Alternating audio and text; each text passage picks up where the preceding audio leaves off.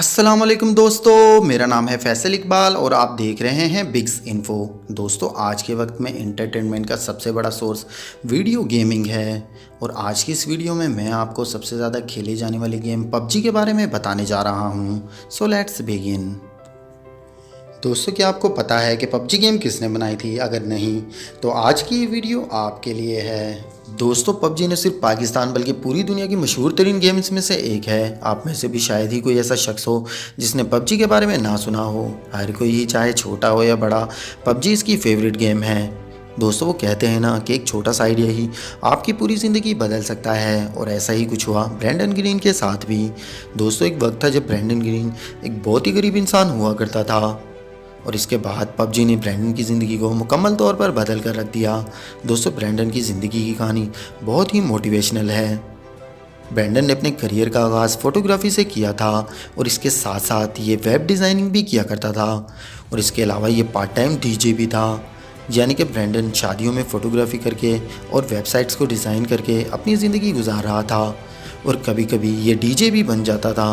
Brandon की life में कुछ ख़ास मकसद नहीं था, इसको फ़ोटोग्राफी का बहुत शौक़ था, इसीलिए इसने ब्राज़ील जाने का फ़ैसला किया।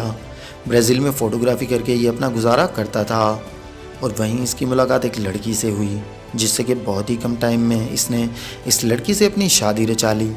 पर किस्मत को शायद कुछ और ही मंजूर था। ये शादी 2 साल भी ना चल सकी और इनका डाइवोर्स हो गया। दोस्तों, यही वो वक्त था जब ब्रैंडन की ज़िंदगी में दुखों का पहाड़ टूट चुका था। लेकिन दोस्तों, वो कहते हैं ना कि ज़िंदगी में हर नई आने वाली मुश्किलात हमारे लिए अलग रास्ते भी खोल रही होती है और यही कुछ हुआ ब्रैंडन के साथ भी। साल 2003 में ये ब्राज़ील में ही था और इसके पास सारे पैसे ख़त्म हो चुके थे और ये बहुत ही मुश्किल से अपना टाइम पास कर रहा था। ब्रैंडन के मुताबिक इस वक्त इसके पास इतने पैसे भी नहीं थे कि जहाज़ की टिकट ले और वापस अपने घर आइलैंड आ सके।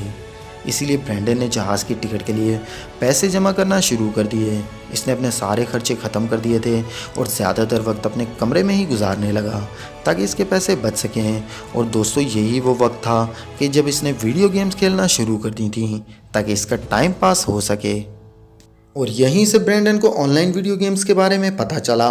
ब्रैंडन कोई गेम डेवलपर्स नहीं थे, पर इसका इंटरेस्ट गेम्स की तरफ बढ़ता चला गया और आखिरकार साल 2014 में ये इतने पैसे जमा करने में कामयाब हो गया था कि वापस अपने घर आयरलैंड आ सके। लेकिन दोस्तों, ये तो सिर्फ एक शुरुआत थी और मुसीबतों का ये सिलसिला अभी शुरू ही हुआ था। वापस आने के बाद इसके पास तमाम पैसे ख़त्म हो चुके थे और ये जॉब के लिए जगह जगह तक के खा रहा था। यहाँ तक कि ये वेलफेयर के पैसों पर गुजारा करने पर मजबूर हो गया था। यानी आयरलैंड की हुकूमत इसे ज़िंदगी गुजारने के लिए कुछ ना कुछ पैसे दे देती थी ताकि ये अपना गुजारा कर सके।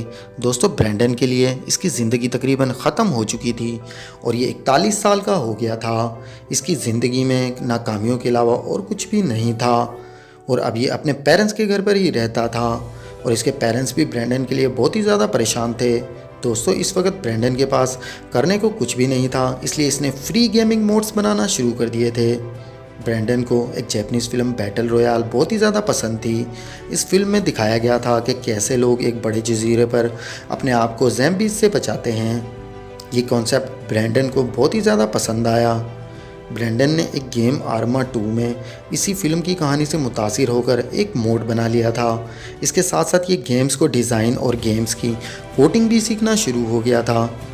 ब्रैंडन की बहुत किस्मत अच्छी थी क्योंकि जिस आर्मा 2 गेम के लिए इसने मोड बनाया था वो बहुत ही ज़्यादा मशहूर हो गया और ब्रैंडन को Sony entertainment online game company की तरफ से एक कॉल आई जिसमें उन्होंने ब्रैंडन को एक कंसल्टेंट के तौर पर हायर करने की ऑफ़र करी।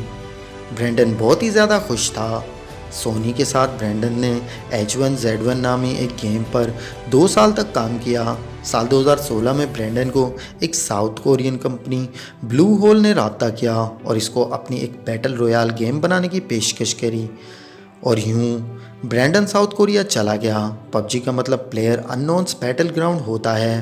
प्लेयर अननोन दरअसल ब्रैंडन का ही नाम था जिसे ये ऑनलाइन गेम्स खेलते हुए यूज़ करता था और इसने इसी नाम पर पबजी का नाम भी रख दिया और यहीं से ब्रैंडन ने कभी भी पीछे मुड़कर नहीं देखा। साल 2017 में पबजी को माइक्रोसॉफ्ट विंडोज़ के लिए भी लॉन्च कर दिया गया और साल 2018 में प्ले स्टेशन और एक्सबॉक्स के लिए भी।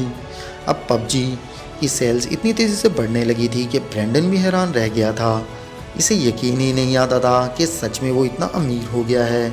इसे ये सब कुछ एक ख्वाब की तरह लगता था।